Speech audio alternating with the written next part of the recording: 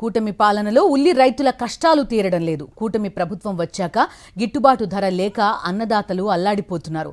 ఉల్లికి గిట్టుబాటు ధర లేక పండించిన పంటను గంగపాలు చేస్తున్నారు. ఆస్పరి మండలం యాటకల్లో ఉల్లి రైతు గిట్టుబాటు ధర లేక ఉల్లిని వాగులో పారబోసి ఆవేదన వ్యక్తం చేశాడు.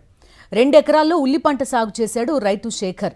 2 లక్షలు పెట్టుబడి పెట్టామని, కూటమి ప్రభుత్వం మాత్రం గిట్టుబాటు ధర కల్పించలేదని ఆవేదన వ్యక్తం చేశాడు.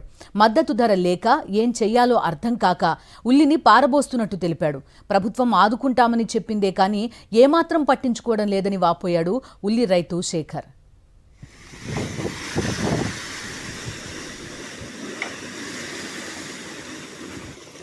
చూడండి బ్రో, జిల్లా ఆస్పేరు మండలం యాటకల గ్రామం. నా పేరు శేఖర్. 2 ఎకరాలు ఉల్లి వేసినాను. గిట్టుబాటు ధర లేక వంకలో పారబోసాము. ఎకరాకి 1 లక్ష అయింది. 2 లక్షలు నష్టపోయినాను. గవర్నమెంట్ కూడా ఏం ఆదుకోలేదు. కర్నూలు జిల్లా ఆస్పేరు మండలం యాటకల గ్రామం. నా పేరు శేఖర్. 2 ఎకరాలు ఉల్లి వేసినాను. గిట్టుబాటు ధర లేక వంకలో పారబోసాము. ఎకరాకి 1 లక్ష అయింది.